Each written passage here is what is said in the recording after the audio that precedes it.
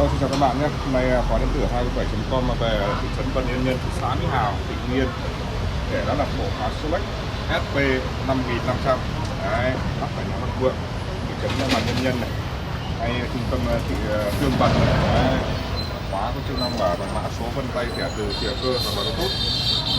Quanh các bác chỉ bỏ ra có hơn triệu bạc, sử dụng ngay cái khóa thông minh cho gia đình mình cực kỳ an toàn tiện lợi. Đấy, đi đâu không lo bị quên chìa cơ, mất chìa cơ. Thì bây giờ cũng là trẻ em rồi các cụ già cũng hay quên, cho nên là ta cứ dùng cái khóa thông minh này. Quanh có hơn triệu thôi, anh em đã sở hữu ngay cái khóa này rồi, không có gì mà phải bỏ tiền ra để mua khóa cơ cả. Cơ cũng gọi là ngang bằng với cái khóa thông minh của bên mình này. Thì anh em vui lòng liên hệ với số hotline là 0906 29922 để được tư vấn và lắp đặt nhé. Xin chào và hẹn gặp lại các bạn. Đấy.